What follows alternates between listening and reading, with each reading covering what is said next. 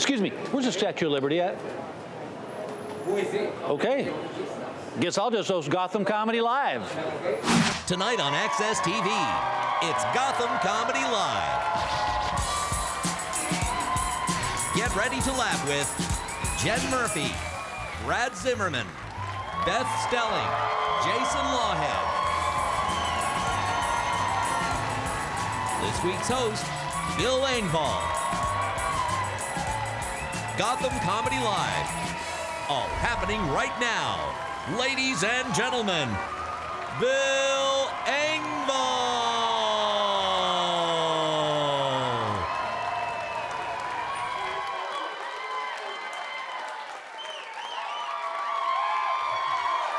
Hey, welcome to Gotham Comedy Live.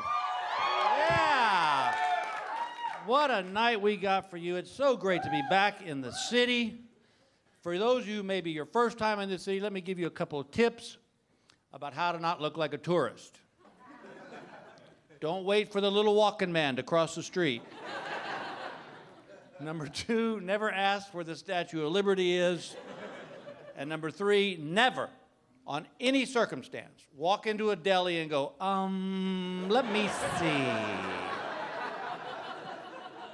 It is so great to be here. I am just so thrilled to be out of the house, to be honest with you. My wife of 33 years and I are, thank you. We are going through a little phase that I like to call the M phase. Now, for those of you who are too young to know what the M phase, allow me to expound. The M phase is called menopause. And at first, I didn't really understand it. But I kept looking at the word, and it has the words men and pause. And what that means is, if you're a man, you better pause before you say something. Now, ladies, I'll be the first to admit, I know nothing about menopause. I know I don't want to go through it.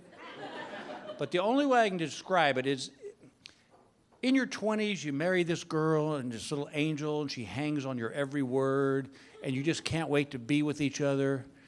And then like 30 years goes by, and that little angel turns into a cobra. Because if you ever watched a cobra, they don't just strike, they watch you. And you don't know if they're going to let you pass or if they're going to strike. And it may be something as little as your eye going. And they go, what the hell does that mean?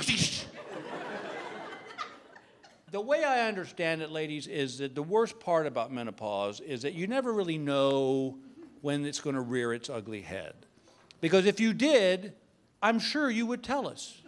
You would say, hey, FYI, about 2:30 today, I'm going to bite your head off for no real reason. And then as guys, we would go, cool, I'll see you about 4. Now, the American Medical Association says that one of the symptoms of menopause is irritability. I don't know if that's really the word to describe what I'm going through. It's worse. It's like, hey, Bill, I heard you got your eye gouged out with an ice pick. What happened? I go, well, the wife was a little irritable. And on my fault, I did put a glass down without a coaster.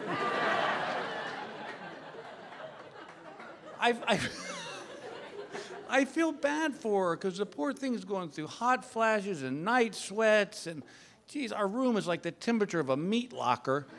But I'm not saying anything because I know I'm going to hear, I guess you think it's just a little too cold in here now, don't you? I'm like, no, what? No.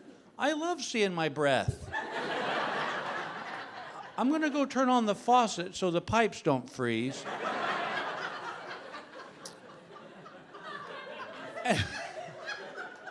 And crying, oh my God.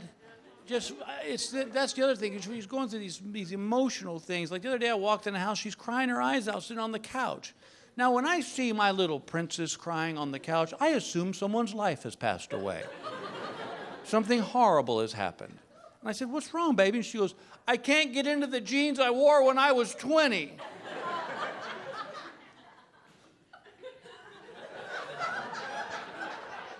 I know what my job is. My job as her partner is to find those words that'll make her feel better about whatever's bringing her down.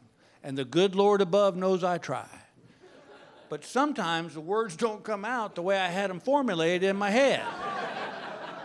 She's crying about that, and I said, oh, sweetheart, don't cry about that. That's silly. I go, if it makes you feel any better, when you was 20, I couldn't get in your jeans.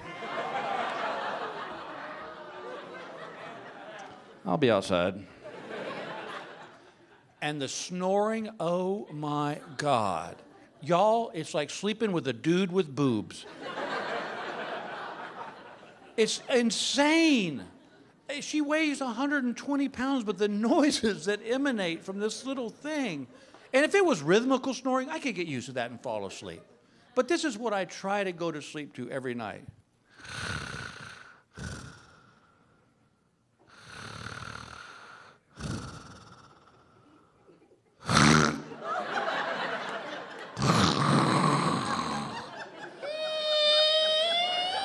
What are you, killing a whale next to me? Jesus. And I try to gently rub her back and push her out of bed. Oh, yeah, but she wakes up when she hits the floor. And she goes, what are you doing? I go, honey, you're snoring. She goes, no, I'm not. I'm wide awake. Well, now you are. A second ago, you were sucking paintings off the wall. And then she has the gall to look me in the eye and go, maybe it was you snoring. You just woke yourself up. Really? That's what you're going to go with? Really? And it's causing her to do weird stuff. Like the other day, we were sitting at the breakfast table having coffee, reading the paper. And for those of you that are younger than me, the paper was this thing that got delivered to your house every day. And you could read the news, and you didn't need Wi-Fi. So we're having coffee, reading the paper, when all of a sudden my wife goes, hey, tell me about your old girlfriends. I said, why would I do that? She goes, honey, we've been married for 33 years. I'm not jealous anymore. I just want to know what kind of girls you went out with. And I'm thinking, you know what, that's kind of rude. Because what she's really saying is, hey, honey, tell me about that period of your life when women found you attractive. Well, I had had enough coffee, and I was on edge. So I said, all right, sister, you want to play this game? I'm all in. I walked to the office. I got my college yearbook. And I went over to the breakfast table, and I sat down, and I opened up, and I said, you see that girl? She was a head cheerleader. I slept with her for 3 years. See that girl? She was the prom queen. We dated for 2 months. And dating was a nice way of putting it. And this girl was the head drill team girl. And drill was the operative word in that sentence. And she goes, wow, you were popular. I said, yes, I was. She goes, well, let's look them up on Facebook.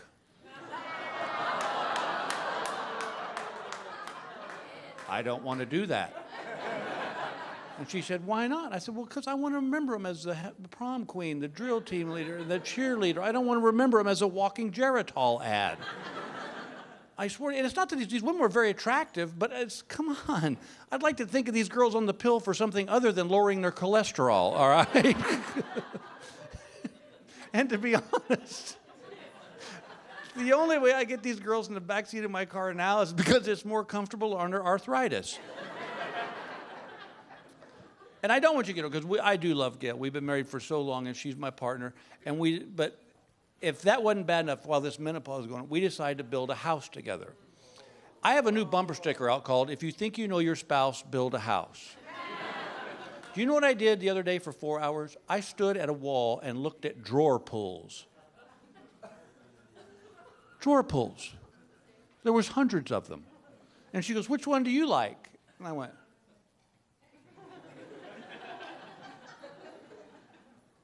that one. And she goes, really? No. I was just seeing if you were paying attention.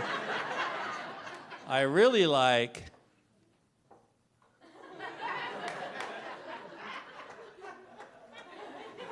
those. Oh, I can't believe it. Bill, those are awful. I go, look, why don't we do this? Why don't you tell me what my opinion is, and I can get on with my life? Are you guys ready for a great show? All right, we'll be right back with Gotham Comedy Live.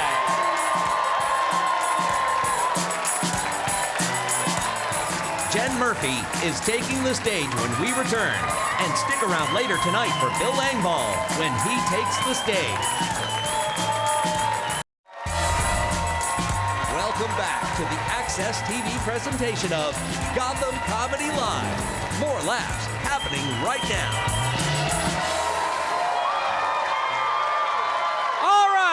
Welcome back to Gotham Comedy Live. What do you say we get this show rolling? This next comedian coming up has recently returned from performing for our troops, which I think is a wonderful thing.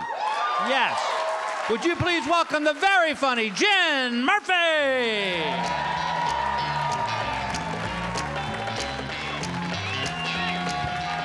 Thank you so much.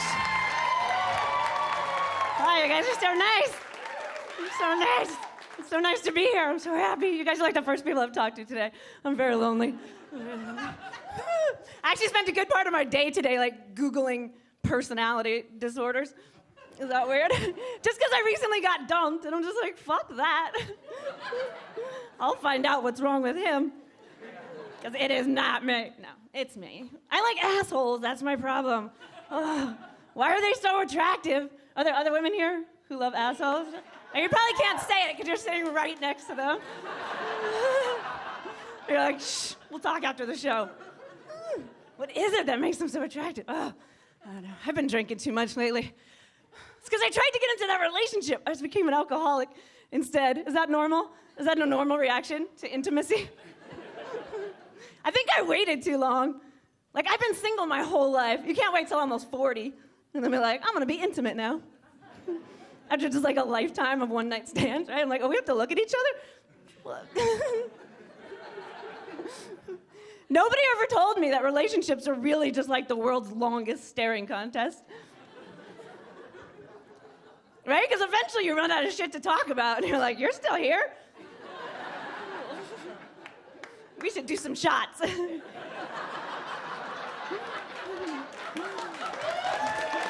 thank you.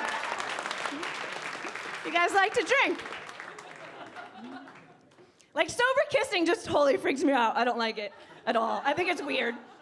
I think it's because I think too much when I'm sober. And if I really think about what I'm doing, I'm like, why am I just shoving my tongue in and out of this person's mouth? Like, at what point did we decide as a society, like, hey, I like you, and this is how I'm gonna show it.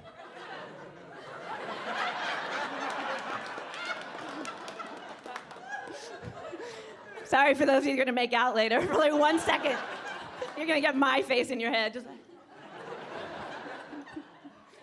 I never know how long I have to do it for either. I'm like, how long do we have to keep licking each other? Like, at least with blowjobs, I'm like, hey, if I do this correctly,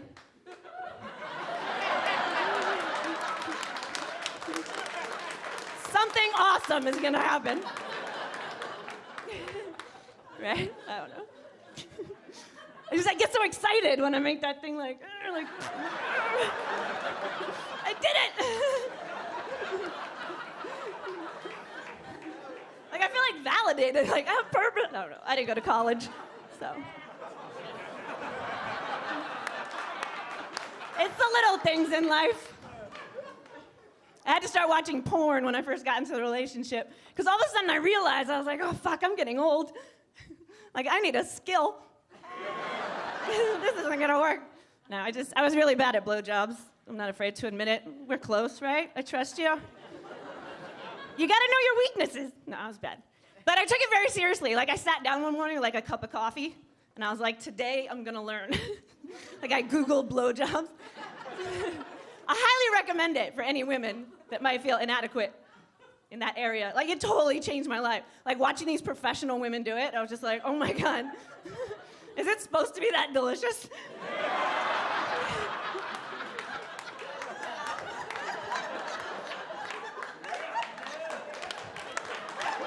Right? Like, they make it look so good. You know what I mean? Like, their eyes are glowing, they're like salivating. I'm like, oh my God, is that thing glazed? I think I want one of those. I gotta stop partying. I'm getting old. Is there an age limit? It's that kind of behavior. Whenever I think I should stop, I always get that mentality where I'm like, but you gotta party like there's no tomorrow. Right? What if I was dying tomorrow? I was just like, shit, I should have had that last shot of Fireball.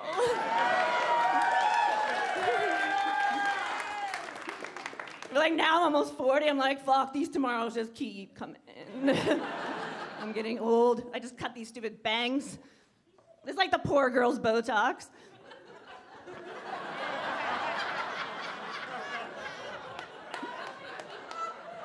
I see lines on my face, I'm just like, covered up. I'm fucking broke. I'm so broke I still go shopping at my parents' house when they're not home.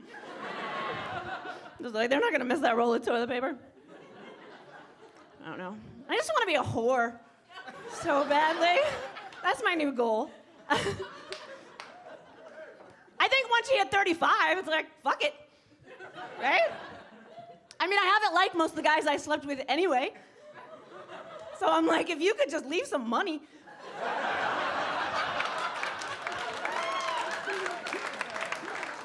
I have a bedside table. Am I the only girl that has that thought at the end of the month? I'm just like, shit, if I had just charged, I wouldn't be standing in line at Coinstar right now, trying to pay my rent. I don't know, I was freaking texting. Texting has ruined all my relationships. I think I should not have that much power. Like to be able to say anything I want to say at any moment of the day. Like, especially when alcohol is involved. Like, it's late at night and I've had a few drinks. I'm just like, you said you were gonna call me, douche. My head is like, do not send that text message. I feel like texting was invented just to keep women down.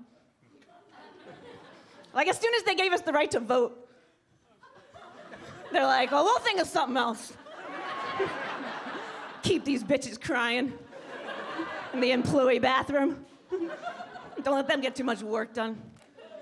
I cry. I feel like I would not cry as much if I could just jerk off. I want to do that so badly. It's awesome, right? Like, I think crying is just women's way of jerking off. I know guys are always like, girls can do it too. No, it's not the same. Like, I have like a 1 in 20 success rate when it comes to masturbation. I'm just like, should I even start? Because this is gonna end with me in the shower eating a bag of Doritos.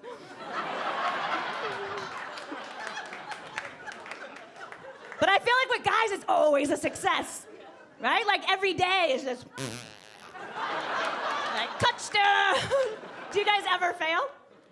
I think that's why men are like happier, more easygoing creatures, right? Because it releases tension. Like if you had a bad day at work, sir, you could just come home and be like, fuck that asshole. Let's go see some comedy. But I think with women, tension gets built up and we don't know what to do there. Oh, shoot. Now I think it gets all built up and we don't know what to do, and then it's just like, just comes out your eyeballs instead. I don't know. It's just... The only reason I bring it up is because I think guys get so freaked out every time they see a woman cry, right? You guys are always just like, ugh, why is that happening to your face? But I don't think you should. Just think of it as our way of jerking off. Like, next time you see your wife or your girlfriend crying, instead of getting upset, you should just encourage her. Right? Just be like, yeah, let it out. Or maybe join in if you want to. She might not like that. My name's Jen Murphy. Thank you so much.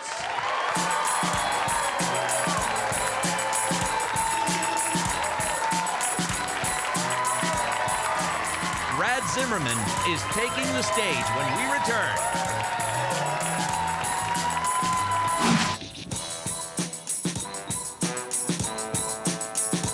I'm going to be the next president of the United States. Is anyone going to vote for me for president in 2016? Thank you. Thank you. What the fuck, dude? What the fuck? Okay, fine. Maybe you want to hear more about my political platform before you cast your vote. I'll ask you a question, young man. Do you like Hawaii?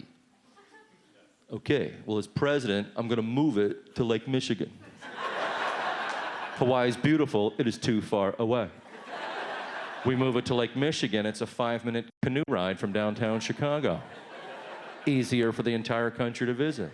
Do you all like California? Do you like New York? Both cool. Again, too far away. I have a solution. California here. New York here. We take the Midwest and we move it above Canada. New York and California come closer together. You can now take the E train from the Empire State Building to In-N-Out Burger in 23 minutes.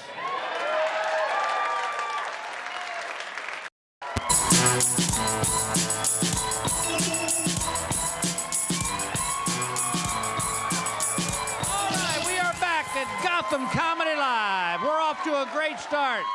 Our next performer is open for Joan Rivers. He's a very funny man. Please welcome Brad Zimmerman.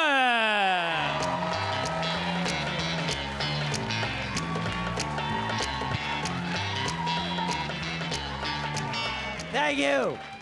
How are you? It is a pleasure to be here. Let me tell you a little bit about me. I actually moved to New York City in 1978 to make it as an actor. For the next 29 years, I worked as a waiter. That's a lot longer than is considered understandable. By 1982, the job had lost its freshness for me. Then it became one of those things that I do that I don't place a premium on being the best. I would go to work essentially to leave. Always worked in a very casual restaurant, which suited me. I could never work upscale, fine dining, where you have to be with it. You have to know things. I know two things about wine. We have it or we don't. I had a customer once, he said to me, "What's the difference between the Cabernet and the Côte du Rhône?" I said, $1.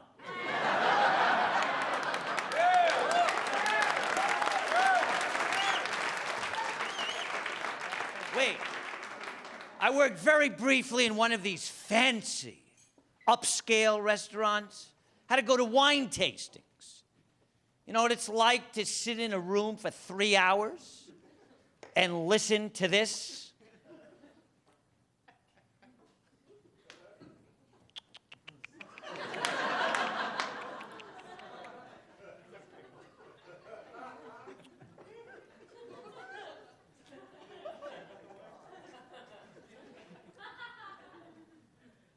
Does anybody here taste raspberry? Isn't it generous, heady, and such a perfect measure of balanced acidity to support the fruity flavor? Don't you think? And it ends so stylishly. I see it with venison, even grouse. What are your feelings, Brad?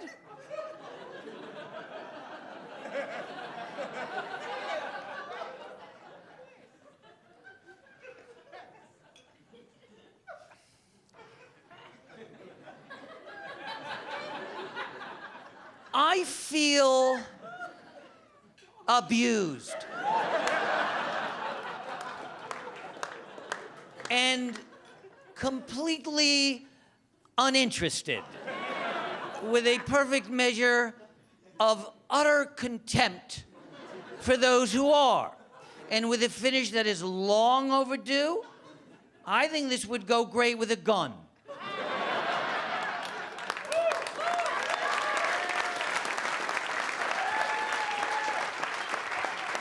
I remember one time waiting on 40 people. Do you know what it's like to wait on 40 people? You do? Okay. First of all, you're afraid to ask if somebody needs something. Somebody does. I mean, literally, after a while, this is how I'm walking up to the table. Is everything all right? Good. I walked by the table once, a guy yelled out, "Waiter." I wasn't in the mood. I'll show you what I did. Sir, when I walk by, you just yell out, waiter, okay? Like you need something, all right? Watch this. Sir, you got to do it loud. There's a whole frickin' audience. This is not a frickin'. Did you hear what he's, wait. He went like this. Wait. Sir, when I walk by, you just yell out, waiter, okay? Like you need something. There's 150 people here. This is not just you and me in my apartment. You understand? Holy shit. Are you ready? Here we go. Customer. You see what you missed? You see? Now, you want to try it? You want to give it a shot? All right, okay. Pressure is on. Everybody's looking. It's a big moment. All right, here we go. Waiter. Fuck you.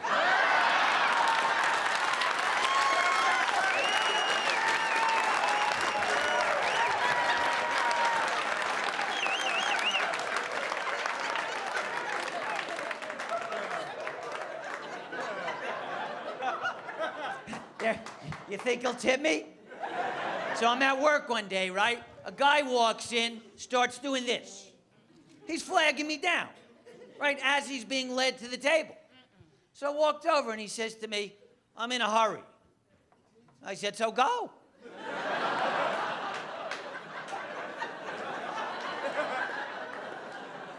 So I'm waiting on a man and a woman. He ordered. Then it was her turn.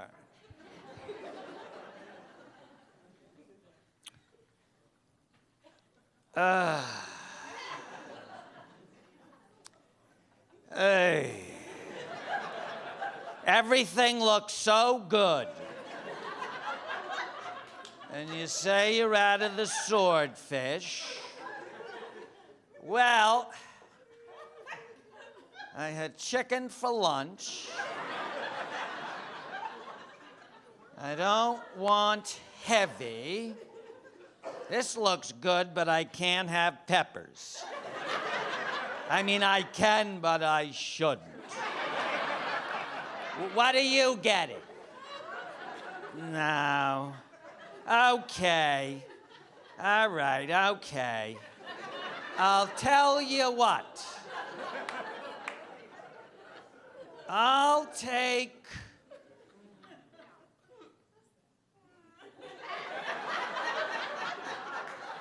Give me...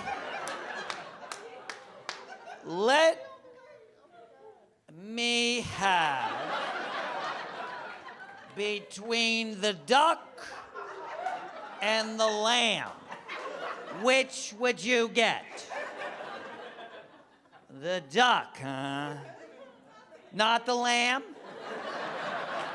Meanwhile, while she's deciding, the guy tries to occupy me. He says to me, so, what do you do when you're not here? I said, I have other tables.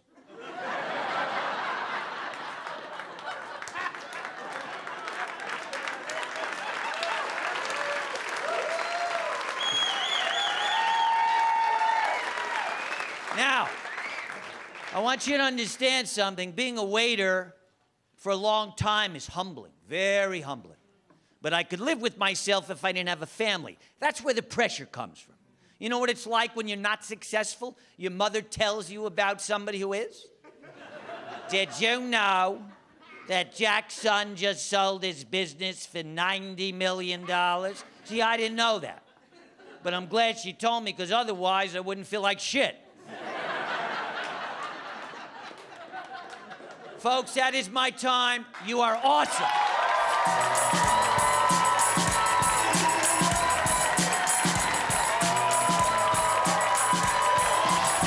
Beth Stelling is taking the stage when we return.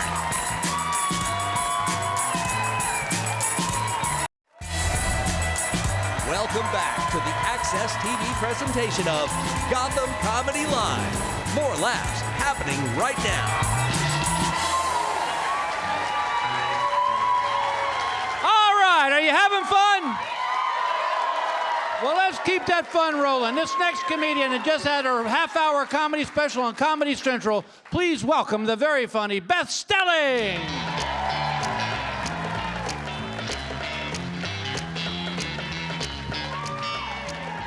What's up? Hello. Thank you, specifically you. There are a lot of cute couples here. The last time that I was on a date with a man, believe it or not, I burped very loudly because he took me to a diner and I was acting accordingly. And I felt great about what I did, honestly. And he was appalled, and he looked at me, and this is true, and he said, "Jesus Christ, how did your mother raise you?" So I looked at him right in the eye and I said, "Alone." All by herself, yeah. There were 3 of us. She had her hands full, so I didn't learn everything I was supposed to. She raised us in Ohio, and some Ohioans here. Shocking. Yeah. A lot of people don't know that you can leave. But you guys made it out. My mom still lives at home, loser, and she's not too far from my sister. My sister coaches our old field hockey team. I played field hockey in high school and college. Yeah, that's where I got these party thighs. And thank you. Yep, so I went back to visit her. They were playing our old rival team. They're the rival team because they're the only other team in our town. And I love going to this bakery when I'm home. I just get like a jelly donut every morning. And every morning, oddly enough, my old field hockey rival that I used to play against served me the jelly donut. Yeah, so it was just like winning that district championship all over again. I worked in food service for a very, very long time. I worked at a bagel shop in Chicago, and a lot of times I was just serving bagels straight to my face, you know, and I gained a lot of weight. Chicago, it's great. It's a lot of 4 a.m. bars, boozing, bagels. When I lived there, I thought that cookies were going to go extinct, and so I just ate all of them, you know, just to make sure that I got them while they were still on the planet. And I remember at one point in time, I was like pretty chubby, and I looked down at the scale, and it said 198, and I was like, can we get there? And we did. We absolutely did, yeah. Thank you. 2 pounds? Come on, that's like 1 trip to Chipotle. I mean, I did it the very next day. Eventually, I did get tired of people like just getting a boner for my personality. And so I thought, hey, it's time to get in shape, you know? So I started riding my bike, and which is great. Yeah, it keeps your haunches tight. I'm gonna bike until I die so I can have like a open leg casket. But I went back to visit Chicago, and a guy hadn't seen me in a long time, and he was shocked by my appearance, and he looked at me and he said, "Man, your tits got small." Thank you. Thank you for noticing the least positive aspect of my weight loss. I mean, you've seen a weight loss ad where there's a man who has huge pants in front of him. You never see one with a woman and she's like, has a huge bra, and she's like, it doesn't fit.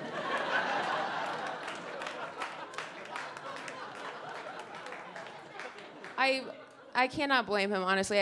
I've gained and lost weight so many times over the years. I do feel like my boobs are kind of like an atheist dad at Catholic Mass, you know? He's just like, I'm not gonna get up again. Yeah.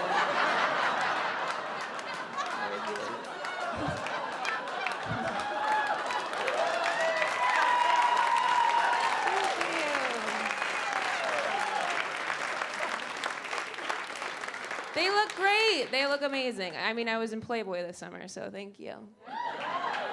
Yeah, they listed me as a touring comedian that you should go see. So, I mean, someday they'll appreciate me for more than my words, but until then, my mom saw this Playboy article that was posted on Facebook, and I was in it. So she went into the comment section, and my mom wrote, "Oh dear."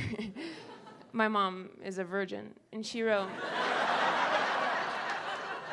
"Oh dear, Playboy, purchasing this will be a first for me."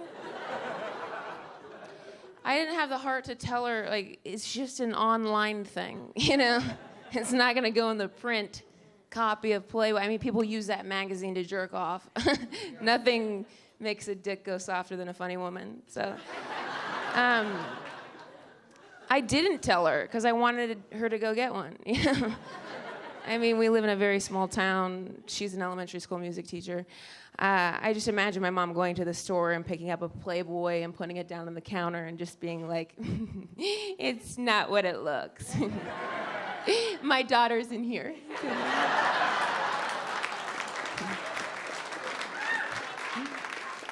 She gets it home and she's like furiously looking for my face and she's like, "Oh no, everybody's daughter is in here." Makes it less special, you know. Does anybody know my mom's Wi-Fi password? Because she does not. She's a little bit of a technological nobody. She did have like an old flip phone jitterbug type thingy and it broke. I feel like she broke it by just like charging the shit out of it. It was always in the wall and she'd be like, "Is that enough?" I'm like, "It's been enough. It's a mobile phone. You're supposed to take it places, you know." Either that or she just like pressed its buttons far too hard. Have you ever seen a woman over 60 turn on a TV? It's like, "Is it on?" I'm like, "On and then off." Yeah, so that's your problem. Release. Relent. Relax. My parents are divorced, which is obvious, and my mom kind of blames herself for who I choose to date, but it's all me. 6 months into my last relationship, I went and I got the dude's name tattooed on my back. And yeah, those are forever. And my best friend went with me and she's like, "Please don't do this. Like, what if you sleep with somebody else?" And I was like, yeah, point taken. You know, if I am sleeping with somebody else from behind and they see this tattoo, I can just look back at them and be like, "Hey, this is the kind of commitment you can expect from me."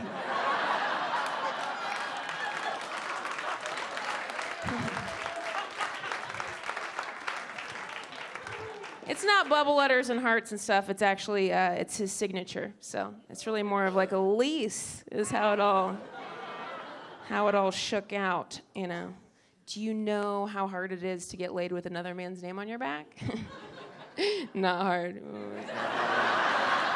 Thank you guys so much. I'm Beth.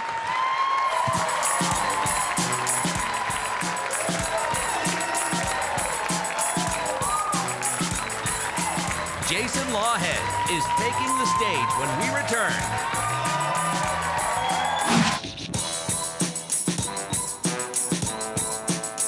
If everybody was stoned, there'd be less violence in the world, man, you know. Because they've done studies and they found that you can't hurt anybody if you can't find your car keys. You know? When you get stoned on pot, man, you walk around the house all day with the keys in one hand. You know?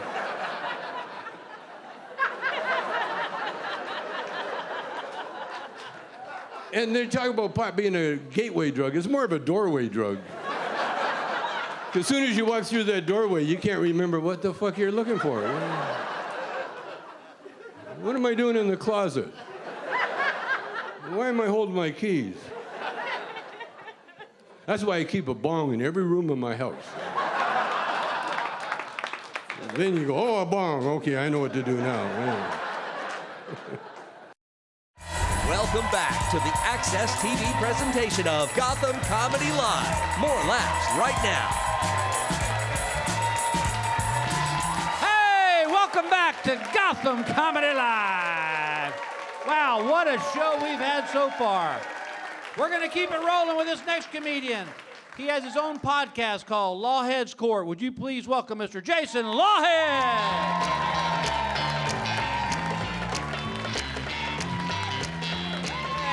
New York, how are you? Yeah, good? Wonderful to be here. I live in LA, but this is great to be back in the city, especially this time of year. The season's among us, right? I love the holiday season. I love Christmas, right? I'm from Cleveland, Ohio originally. Yeah, thank you. Couple Ohioans here. You know the Midwest. I live in LA, and I've been out there 7 years, but I've always gone back to Cleveland for Christmas because I think you should. You know, you should be back where it's snow and festive, you know. 75 degrees is no way to celebrate Christmas. And then last year, for the first time, I got stuck out there, just circumstances, you know. And I got to tell you, I am never going back to Cleveland again. 75 degrees is the way to celebrate Christmas. And I realized that when I spent it with some distant cousins, and I was watching my little 8-year-old cousin open gifts, and it dawned on me, no matter what you get, you can use it right away. Yeah, I remember getting a bicycle, having to stare at it for 6 months, just like, what the fuck? Yeah, that is a nice kickstand, isn't it? I'm watching this kid. He knows nothing other than a Southern California Christmas. He's just tearing through gift after gift. His dad's like, what'd you get next? He's like, I got a pair of swim trunks. He's like, we'll go out in the pool. Try it out. I'm like, are you fucking kidding me? I pulled him aside. I'm like, if I got something I could use right away, that turned into a chore. My dad had been like, what'd you get next? I'm like, I got a bag of rock salt and a shovel. Well, go out in the driveway. Try it out. Don't use all that salt, though, because you have to go out and play tomorrow, remember. I was raised differently. I was in a different time. I'm the youngest of 7 kids, and yeah, you can't love 7 people. Let me just tell you, it's impossible. It's too many. People gasp, you know. Yeah, you know when you're having too many kids. It's by others' reactions. It is. You tell somebody you got 2 kids, they'll vicariously live through you. Like, oh my God, 2? That's so cute. 1 of each. 2 girls? That's adorable. 3, that's darling. Are you gonna have any more? 4, huh? That's a handful. Holy shit, you have 5? These people have 6 goddamn kids. Can you believe it? It's like, you're telling me you have 7 fucking kids. Is that what I'm supposed to say? Any more than that, they just roll it all into one. Like, holy shit, these people have 8 goddamn fucking kids. Can you... Like, get a hobby. Read a book before you go to bed. Jesus Christ.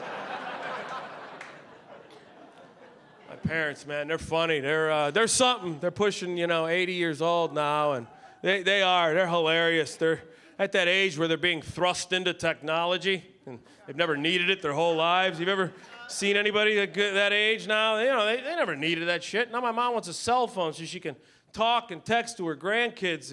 It's the same woman who couldn't get the 12 o'clock to stop blinking on a microwave the whole decade of the 80s now. Now she's got an iPhone 6. Nothing could go wrong there, A couple of months ago, she texted me just the letter T 48 times. Just T, T, T, T. Just 4 rows of T. I was like, what the fuck is... I thought it was an emoji for a cemetery. I was like, what the fuck is this thing?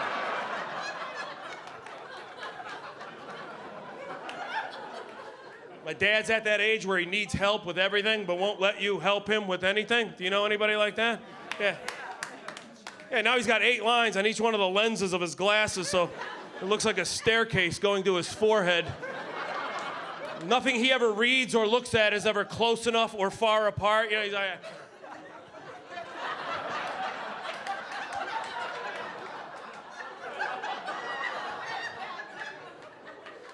Last time I was home, I was lucky enough to be visiting when they got the DVR delivered. Yeah. They had to get the DVR because they can't stay up late for their favorite shows like Dr. Phil. 4 o'clock comes early, so he's trying to figure this thing out. I'm like, Dad, can I help you with it? He's like, I got the goddamn thing here. I got it. Yeah. Now, is this the DVR button on the remote? I'm like, no, Dad, that's the T button on Mom's cell phone. Do you want to put that thing down? You're killing me. I keep getting texts.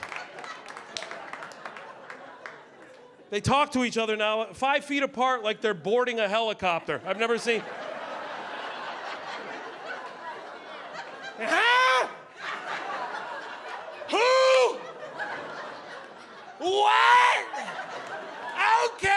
sounds like a Little John concert in my parents' kitchen.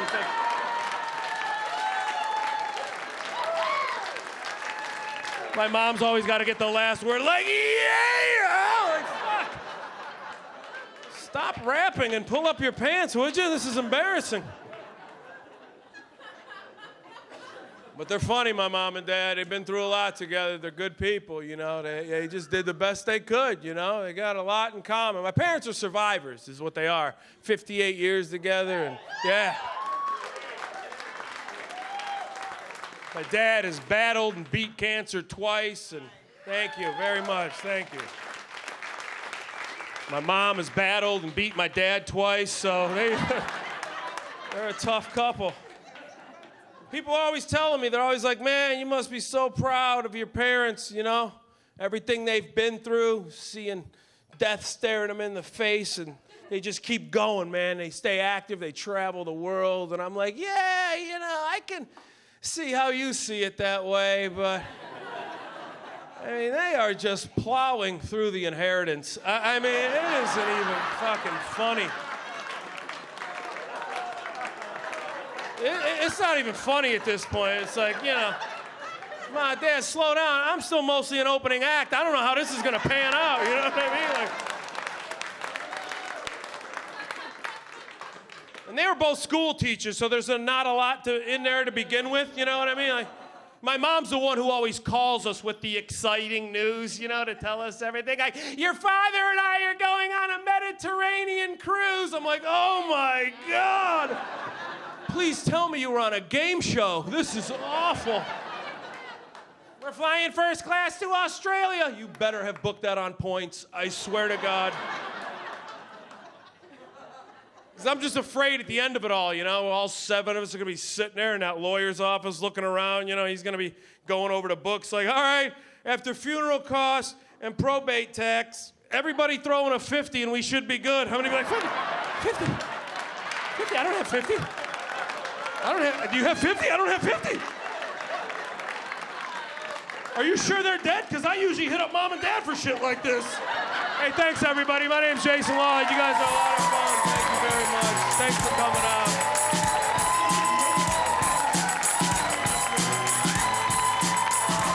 Bill Engvall is taking the stage when we return.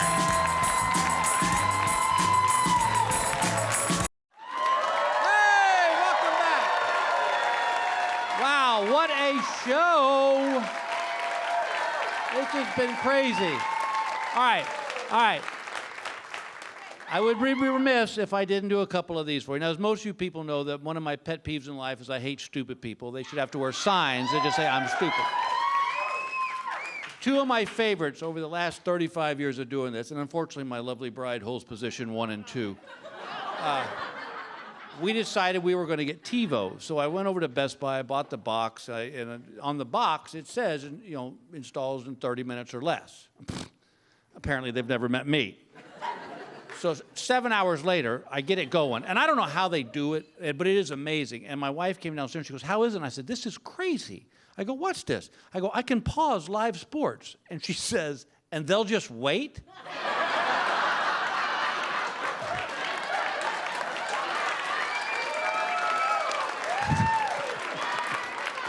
I said, yeah, but if I leave it on too long, the commissioner calls me. Here's your sign. All right. My other favorite one is I was doing a show for a company, and they wanted it to be a surprise for the employees that I was the entertainment. So they flew me in the night before to this resort airstrip in this little puddle jumper airplane, which I was not thrilled about at all. And when we land on the runway, we hit a deer with our airplane. Yeah, it ruined his day. I mean, it whacked this deer. It broke the propeller. We skidded off the runway, and they get us off the plane. And I called my wife, and I said, here's a new one.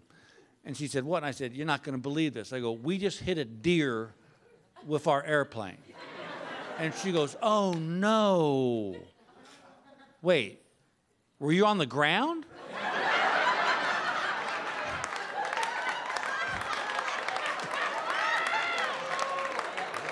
I said, nope, Santa was making one last run. Here's your sign. All right, and my all-time favorite one, this is one of the first ones I ever did, was it's a true story. I was back home visiting my parents, and I was driving around, and I had a flat tire. And I pulled the car into this little side-of-the-road gas station. The attendant walks out, looks at my car, looks at me, I swear to God, and went, "Tire go flat?" I said, "No, I was driving around, the other three just swelled right up on me." And without missing a beat, he goes, "Well, the heat'll do that." Hey, let's bring back up the comics here. What a great show.